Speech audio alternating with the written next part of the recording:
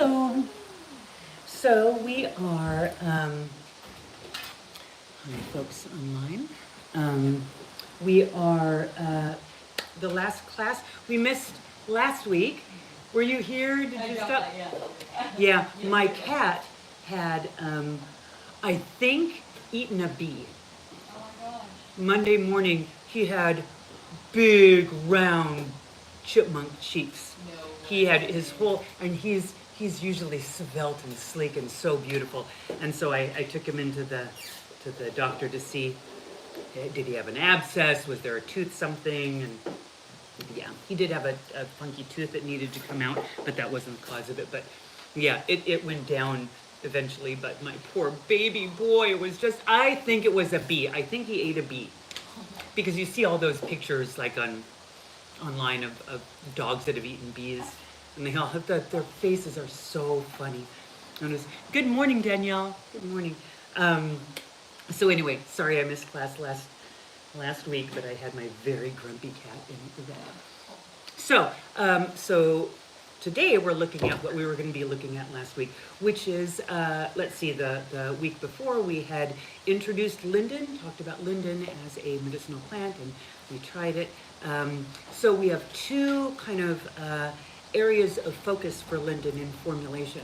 One of them is nervous system support, and one of them is cardiovascular support. So today we're going to look at some plants that we can combine with Linden to make blends that are supportive to the nervous system.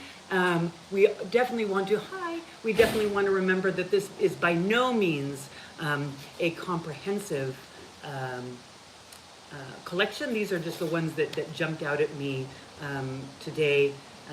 One of the fun things about building an apothecary at home, having a collection of plants to choose from, is that you can, hi cat, is that you can do this. You just kind of sit with them and have kind of an intention or an herb that you want to focus on, like Linden, and you can just kind of hold that and say, okay, now who wants to come along with me, given this is my primary plant and here's my intention.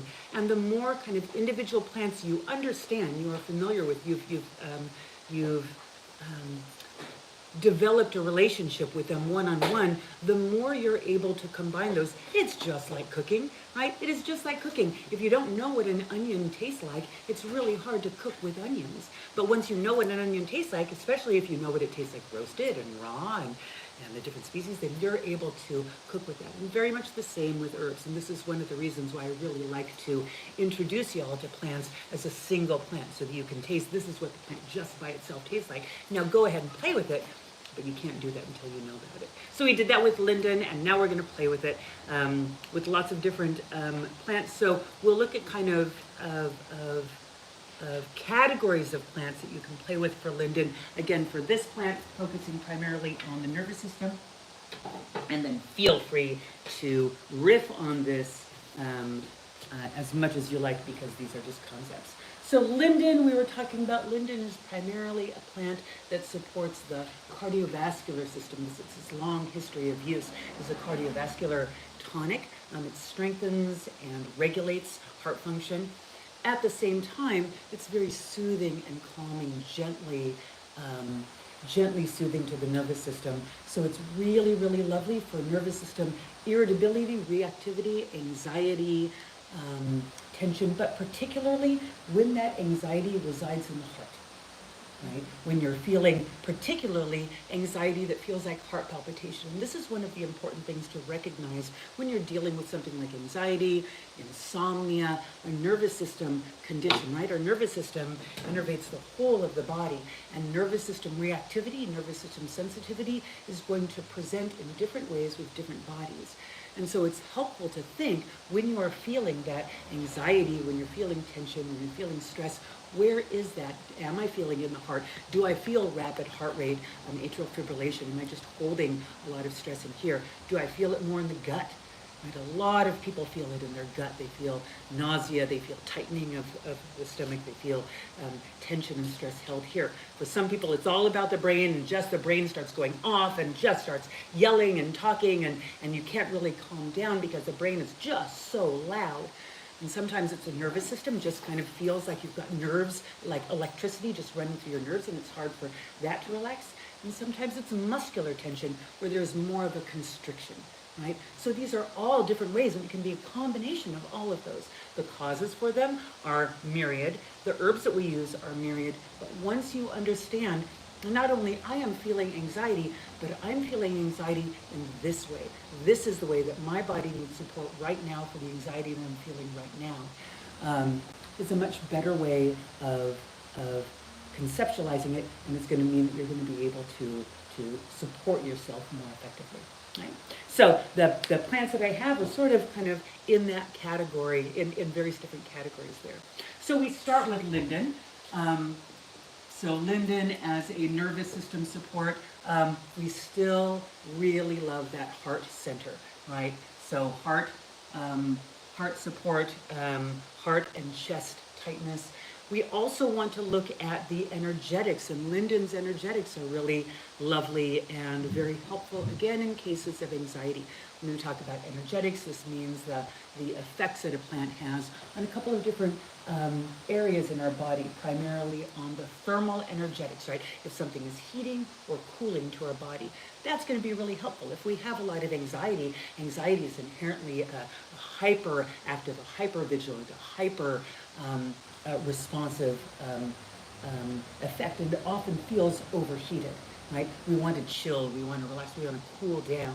And so we can use plants that are cooling to help if our anxiety feels overheated, hot, irritated. It can sometimes feel cold, but not often. More often, the pattern of anxiety is more of a heat and overreactivity. The pattern of depression is more often cold, right? Depression is a hypofunctioning, reduced functioning. We want to go in bed and cover our heads up with the blankets and just kind of hide. We often feel like everything has stopped functioning. So we use these energetic patterns to choose if we have a plant that supports our nervous system. That's great. Is it warming for our nervous system? Is it cooling for our nervous system? Because depending on how our body feels in that energetic path, the two are going to feel good or bad depending on my body. And that's not a pathology. It's just how we are. And so it's also very helpful to check in with ourselves and think, hey, am I generally overheated? Am I generally cold? When everyone else is dressed one way, am I dressed a different way? When everyone else is in shorts and t-shirts, am I still in my, my sweatshirt and my long pants and I've got a hat on, right? It's a really good indication that you probably have a colder metabolism, right? It's not a pathology. There's nothing wrong with you for that. That's just how your body is, right? And the opposite way, everyone is, everyone's, all bundled up, and you're like, nope, it's not shorts until like there's snow on the ground. You probably have a warm metabolism. Your metabolism is going and going, right? And so it's helpful to think of herbs that are going to match that, because otherwise you can have a cold metabolism. You take a plant but you have, irritability and all of these kind of signs. You want to calm down. You take something that is cooling, and that's not going to feel good. Right? It's going to feel good to bring some warmth in there as you relax. So, energetic patterns of heat are one of the energetics, and linden is a cooling plant. So it is in the cooling thermal energetic pattern. If we were to use Damiana is another tonic for the nervous system. The Damiana is warming, right? It's warming and spicy and moving.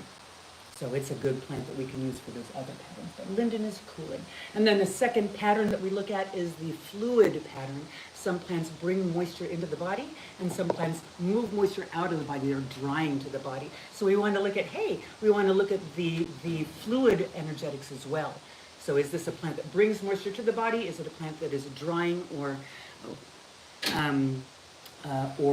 moistening? The majority of plants are drying. The vast majority of plants, usually if you drink a tea, you're going to be increasing fluid movement through your body and out of your body, as there's a diuretic effect of most plants. The moistening plants generally have some starch in them, have some slime, have some polysaccharides. These are big starch molecules. And starches, things that are starchy, taste sweet, or feel kind of thick, these are all ways that plants hold on to moisture. in the body. So whenever you feel that sweetness, starchiness, you know that this is a plant that's going to be bringing moisture into the body, and you can often feel it. So linden is also moistening. And these patterns of cooling and moistening are really important, again, when we're dealing with patterns like anxiety, which tends to be not only an overheated, but also quite often patterns of dryness can make that worse, because dry tissues are reactive tissues. If you think of dry tissues rubbing against each other, right? We are moving. Whenever we move, our tissues are moving too. And if there's not enough fluid to allow for free movement of tissues, what happens is the tissues there's more, what's the word I'm thinking of? There's more friction. That is exactly, thank you. There's more friction. Friction equals dryness, equals irritation, equals heat, right? And so bringing moisture into a body, especially, again, if you look at your body and you just ask, not as a pathology, just do I tend to be dry? Does my skin tend to be dry? Do my mucous membranes tend to be dry? Am I always drinking enough water and am I always drinking water and never feel like it's enough? Or does my body hold a lot of fluids? It is, yeah, many of us. And it is a standard pattern in our dominant culture, right? It is a tendency for most of us to kind of be on that dry pattern, partially because we tend to drink a lot of things that are dehydrating. We don't drink enough water. We eat a lot of foods that are prepared and aren't inherently holding moisture.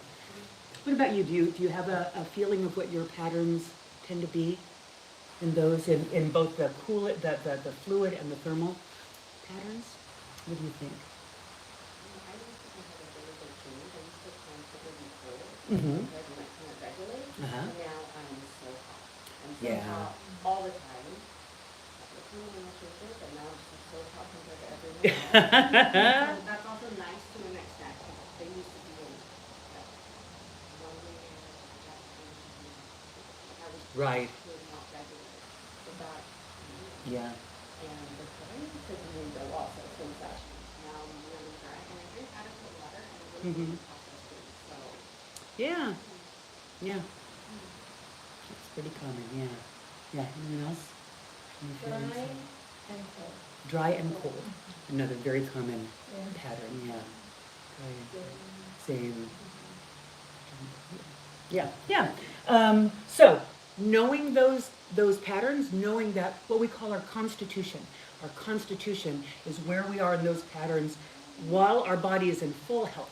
There's nothing wrong with my body. My body in full health tends to be hot and dry. I'm a hot and dry person. Yeah, and so that allows you to choose herbs that are going to be more appropriate for your body, that are going to feel better for your body, that you're not going to take them and feel, well, maybe the thing that I was focusing on is better, but I've got all of these other things that have come up that don't feel so good because they're exacerbating, irritating, or suppressing things that I didn't necessarily want to be irritated or suppressed. So, linden, cooling, moistening, and that cardiovascular support, strengthening the heart, but also calming the emotional part. That's linden's gift. And the taste of honey linden is a beautiful flavor. So that's what we're starting with in our formulation. So we're going to add 5 other plants. And here, again, as I'm talking about them, you can kind of think, is this a plant that sounds good for me and what I want to do? And then when we're done, you will be formulating and making up a nervous system support blend appropriate for you, given the plants that I've brought today. Yeah. So the other, typically warm, Brianna says, hi Brianna, typically warm during high stress, but otherwise my natural constitution is cool and very dry. Hi Jesus. Yeah, that's what we're here for, absolutely. Yeah, and so one of the things for people with dry constitutions who tend to drink a lot of water and they just pee it right out and they're still dry again, one of the keys to changing that is the understanding of the ability of polysaccharides to hold water. That is a really critical part of plant medicine, helping our body to change its relationship to water, because we end up being a little bit like soil that has become hydrophobic. I was literally just thinking that. I was about to be like, is it like soil becoming hydrophobic? It is literally, yeah, it's just like soil becoming hydrophobic. So you're drinking, it's just going right out your drainage hole. Yeah, we need to encourage, we need to remind our bodies as we need to remind soil that's completely dried out. Do you know what we mean by hydrophobic? Can you sound that from the hydro means water and phobic means? Phobic is scared, yeah. So when soil becomes really dried out and you pour water over it and the water either just sits there and pools or it goes whoop, right down and you're like, that, you did not get in that soil. It's like, no, I'm totally out the drainage hole. Nah, and you stick your finger in it's dry. That soil has become resistant to water. It's become what we call hydrophobic. And it just means that it needs to be introduced. Water needs to be introduced slowly and gradually. It needs to regain its relationship with water. And so starchy plants, slimy plants do that. Linden is one of the plants that does that. Marshmallow, slippery elm, chia seeds, flax seeds, aloe vera, all the slimy herbs. That slime is long chains of sugars that have held onto water. They have absorbed and held onto water like a sponge, and they're able to transport the water into your body in a different structure. It's not just water, which is likely to just be peed right out, but in this more complex form, it goes into the body because that is what the interstitial fluids, the fluid in our body as it is a fluid, is in that structure. It's in what's called a glycoprotein structure. It's a protein and sugar combination, and the plants don't have the proteins, but they have those sugars. So it's very similar chemically to what we're trying to get into our body. So try that. And one of my favorite things, particularly for summer, is nopal.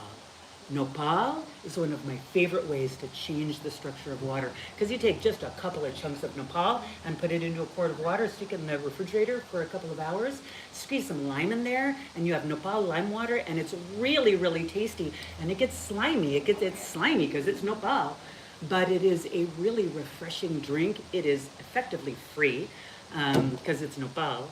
And it's really, really beneficial. For those of you who don't live in Southern California, nopal is the big paddles of cactus. Yeah, and they're very moistening. So whichever moistening plant you want to use. So linden is one of our moistening plants, and you'll have an opportunity to play with that. Now oat straw. So that is our star plant. So here's the other plants that you will have an opportunity to formulate with today. We have oat straw. Oat straw is another starchy plant. When you taste oat straw, it's going to taste like oats because that's what it is. It's the grass left over. The oats form the seeds, and after we harvest the oat tops, we harvest the grass. And there are quite often oat tops in your oat straw. You'll see little oat groats in there, and there's a little bit more starch in there. But oat straw holds a lot of starch. It tastes starchy. It's a different way of holding moisture and delivering it to the body. And if we have different ways of holding moisture, that also makes it really beneficial because sometimes our body doesn't want moisture delivered in one way. It wants it delivered in another way. So providing a wide range of different types of moisture is a really good way to just kind of ask your body. It's kind of like feeding a cat. Okay, you don't like that food. What do you think about this food? Right? And just keep on doing it until you find the one that works for your body. And oat straw, oat straw is another one. The thing that is also wonderful about oat straw is it's one of the richest sources in all the plant kingdom of magnesium and also calcium and silica. But magnesium content of oat straw is higher than any other plant. And this is beneficial because magnesium is one of the primary plants we use for relaxation of the musculoskeletal system and also the nervous system. So when we are dealing with anxiety and depression and insomnia and headaches and irritability and so many nervous system, musculoskeletal system, and really every other system in the body, there's about 300 different functions that magnesium has. And magnesium deficiency is one of the most common nutritional deficiencies. So correcting a nutritional deficiency is always one of the first things that we want to do if we're looking to work with a condition. And so linden is our base, but oat straw as a nutritional plant is going to be really foundational in our formulation. And tastes like nothing, so it's a really good thing to add in as a very neutral flavor. But we could use other plants other than oat straw. If you didn't have oat straw, you could use nettles. You could use red clover. You could use raspberry leaf. You could use some other plant that has a lot of nutrition. We always want to consider nutrition as part of our formulation. Let's see. And then we also have Tulsi.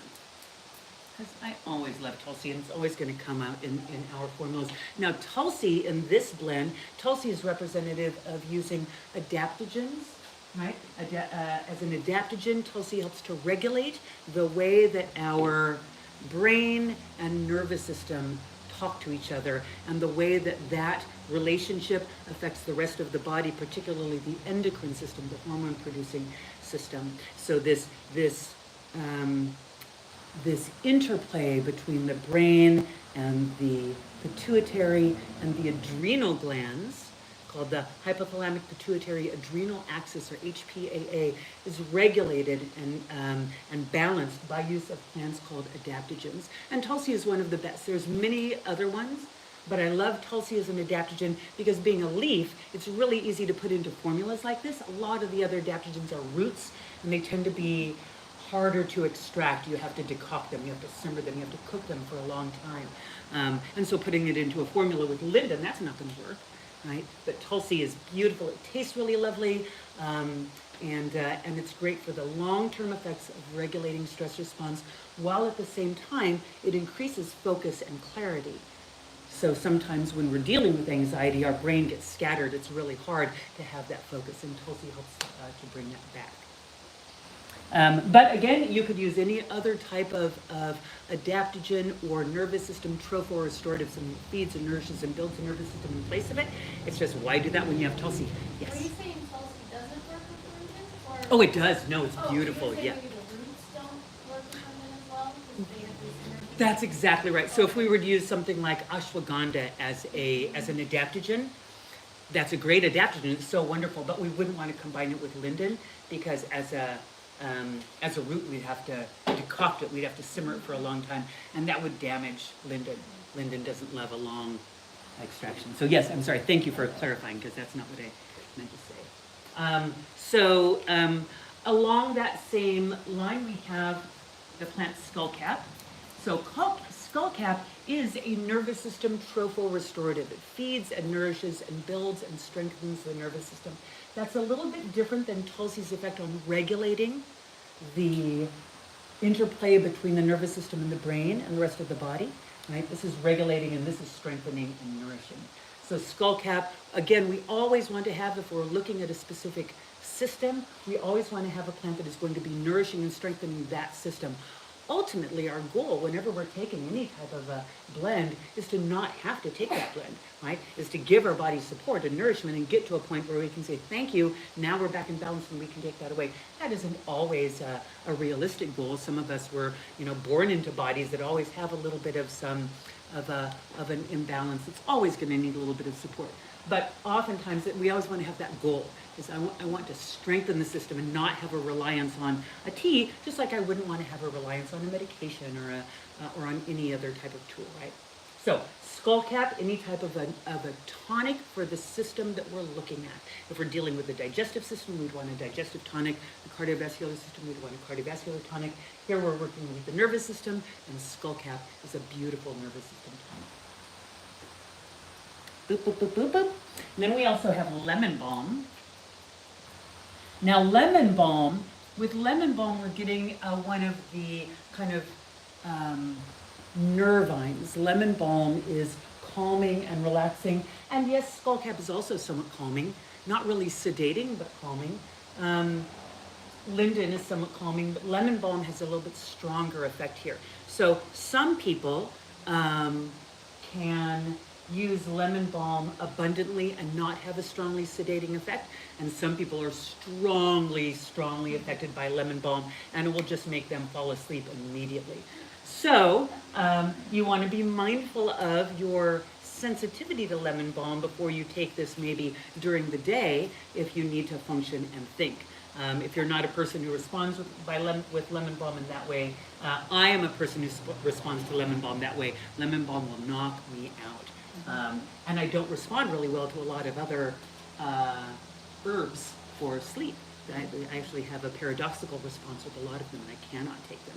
But lemon balm, I think it's because it's the one, one of the few that my body responds to. It's like, yes, lemon balm. But yeah, can't take it during the day. But many people do, and there are some really great studies on lemon balm, single dosage lemon balm, increasing mental clarity and focus, and the ability to do processes, mental processes, after that single dose.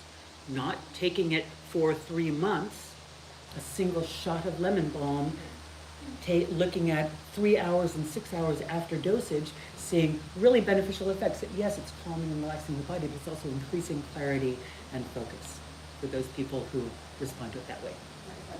I'm sure I have. Higher concentration?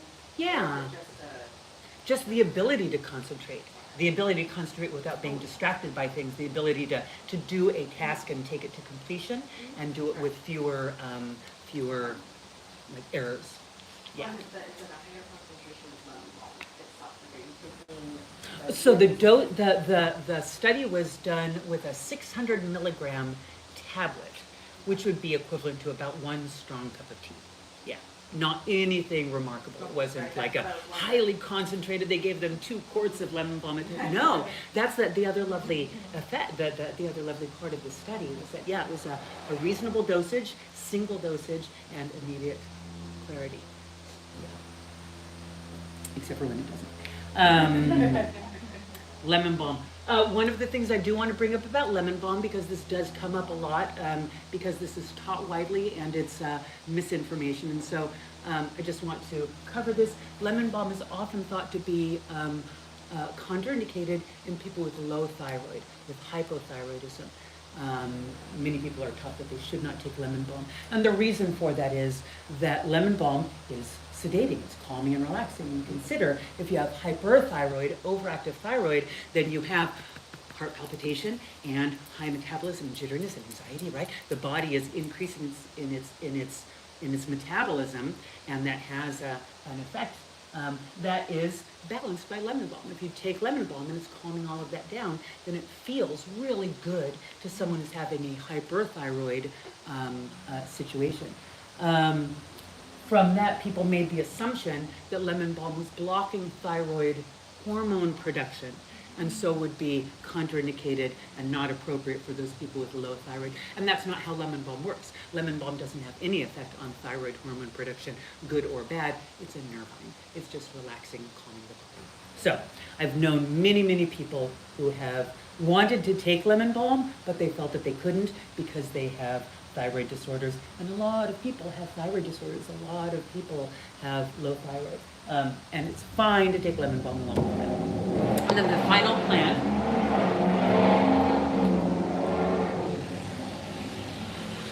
at least it's not explosions.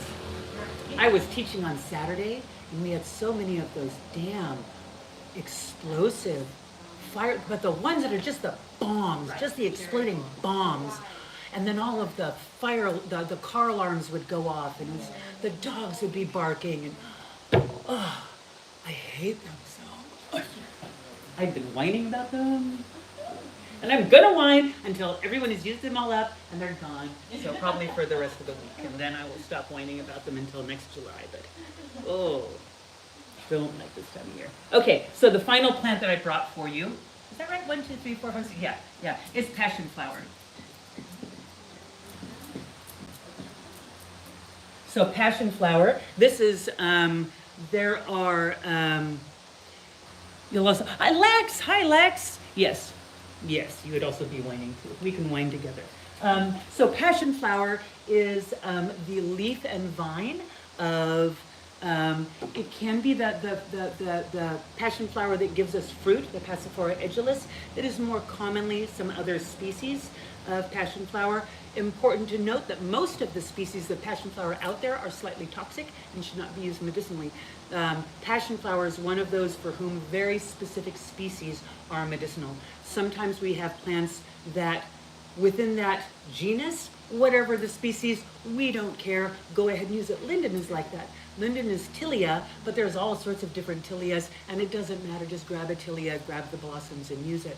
But with the passion flower, you really do need to be careful about the species that you use. And there are lots and lots and lots of wild and a lot of ornamental passion flowers that are out there that are just not appropriate for medicine making, unfortunately. But if you have a passion flower that grows fruit, then you can absolutely use that one. This is Passiflora incarnata, is the standard one that is used in herbalism. So passion flower is another sedative like lemon balm. It is definitely calming and relaxing to the body, and it is particularly good for that overactive brain, for that chatty brain, the brain that just won't shut up, that I could go to sleep, I could calm down if just my brain would stop it. Right? Passion flower is really, really great for that. It is also for insomnia, and it will make you sleep if you have too much. So too much is very individual, right? Too much for one person is not going to be the same as for another. So you can make a blend of this with passion flower and lemon balm. Throw all of these in there. I would totally make one with all of these. And then just, what is the dosage? The dosage is what you need to feel good at the time that you're taking it. And so that might be a quarter of a cup to a half a cup if you're taking it during daytime, right? And you just want to feel comfortable in your body, but you still need to go to the bank, and you still need to drive, and you still need to do all that stuff. Just have a smaller dosage. And if you want to have a larger amount, maybe before you go to sleep, you can have a cup at bedtime, after dinner, and maybe another half cup at bedtime. Right? And so adjusting the dosage that way is a way so that you can change your intention for the formula. Does that make sense? Mm-hmm. So those are the 6 herbs that I brought for you, and you can choose any or all of those to make a tea blend for yourself. So I have the little bags down there. Y'all know the drill, I think. We have bags down there, and you can, all of these teas, all of the flavors of these are pretty neutral to nice tasting. The one that I don't love, but I thought it was important to have here, is passion flower. Passion flower to me has a bit stronger taste. It has a taste that my brain, I shouldn't even tell you this. I'm going to anyway, because now I've started, and you're going to be, well, you can't not tell me now, because you started telling me.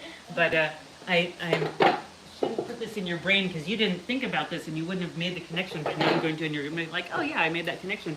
It's like when I completely destroyed, we made a beautiful lemongrass hydrosol from the lemongrass growing here. Such good lemongrass. I'm going to tell you this, and I'm gonna ruin it also for you for lemongrass, because I did with everyone else. We made a beautiful, my students and I, we distilled lemongrass. It was so gorgeous smelling it. Everyone is just euphoric with the smell. It's so beautiful. And then I realized it smells just like, exactly like Fruit Loops. It absolutely does. And I brought it up, and everyone agreed. Lemongrass hydrosol, even if it's beautiful, handmade, gorgeous, hand distilled, smells just like Fruit Loops. And then once you've seen it, you cannot unsee it, and now you're spraying Fruit Loops hydrosol on yourself, and it's not nearly as lovely as lemongrass hydrosol. So, passion flower to me tastes like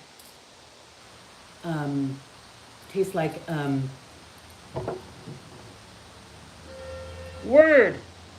I want to say cannabis. It's not cannabis. It's the other thing that was tobacco. It tastes like tobacco to me.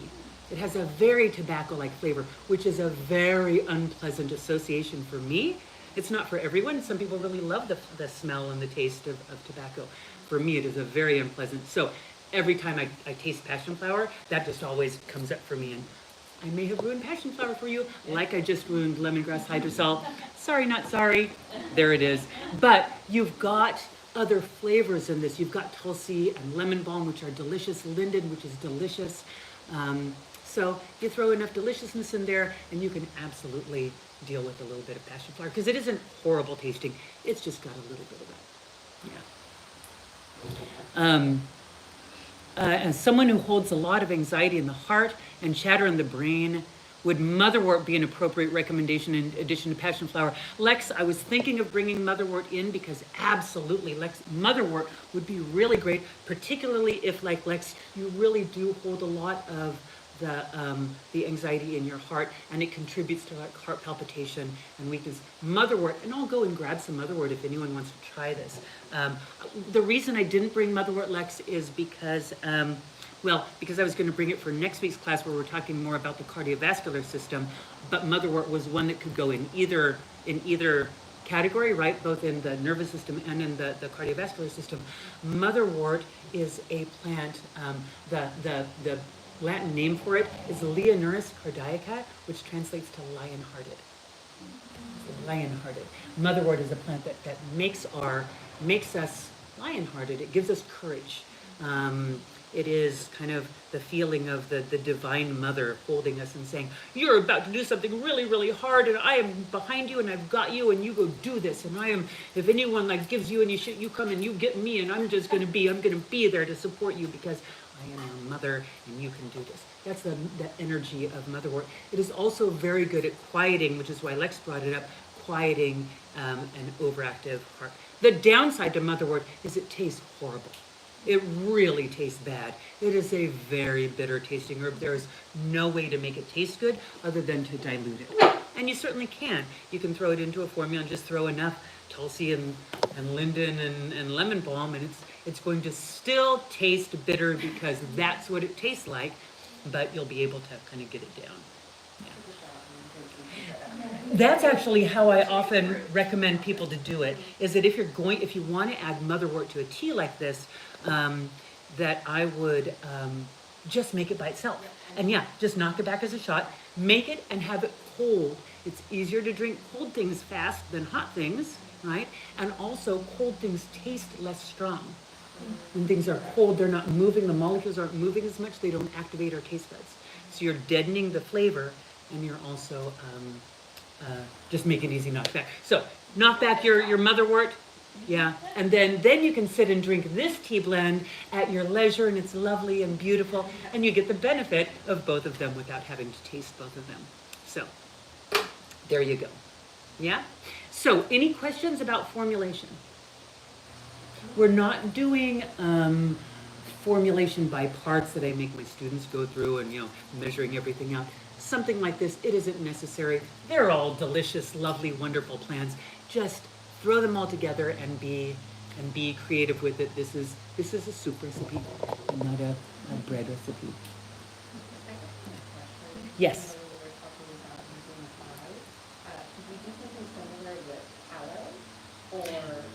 You can. With aloe, you have to be a little bit more careful in that with aloe, you have to use just the inner gel. It's very important to not get any of the outer green that contains anthraquinones, which are really strong and violent laxatives. Well, I mean, for both. Was that Strong and violent. Violent is never a modifier you want associated with a laxative. Exactly. It is very good to know if you need it. So as long as you have just the gel in there, you can use the aloe. It's more bitter. Nopal has a more neutral flavor to it. But yeah, if aloe is what you have around, absolutely. And it's helpful to remember also that if you don't have aloe and you have like a burn or something, Nopal works just like aloe. Yeah, slap a Nopal pad on your burn. It's awesome. It's wonderful. Mm-hmm.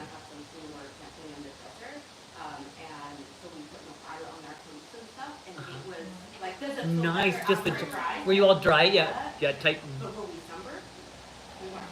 Nice. Very good. I did not know that. I love that. And then as far as you mentioned chia and flax Mm-hmm. as well, is that something beneficial? Those are just more slimy herbs, right? So you just want to kind of think about plants when they produce that slime. It's all the same chemistry. Whether it's aloe or nopal or chia seeds or slippery elm or marshmallow, it's all the same chemistry. And so sometimes we have a tendency to think, oh, if I want this effect, I have to have this plant. I have to have marshmallow as a moistening plant. No, you just need slime. Yeah, and plants love making slime. Yeah, see? And that's the thing is most of us have one of those or a couple of them. Most of us have a slime making plant. And so you don't have to go get more of them. Just use the slime that you have at home. Yeah.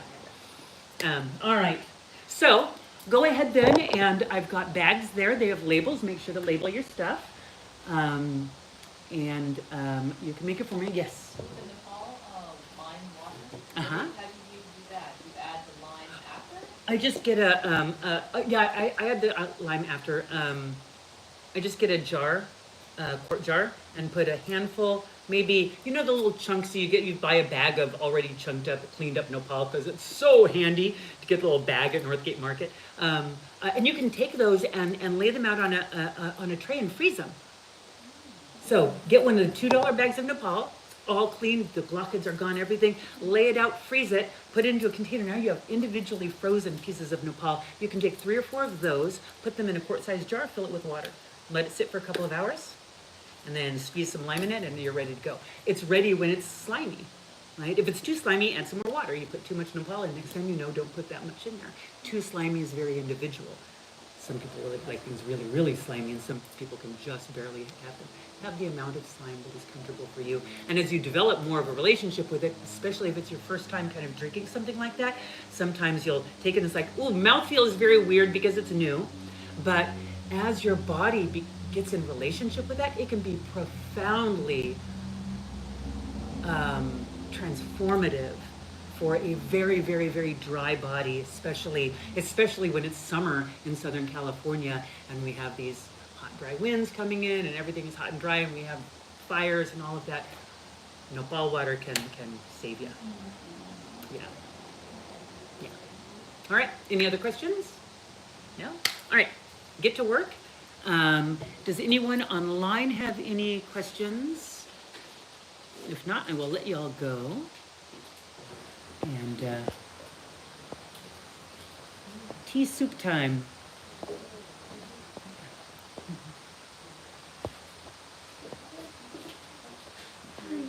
Alrighty. So if I don't have any questions from you folks online, Danielle, you're so welcome. I will let you all go. I'll see you next week. So next week we'll be looking at formulations for the cardiovascular system using Linden, but focused more on heart function. So I'll see you then for that one. Thanks for showing up. Have a good week.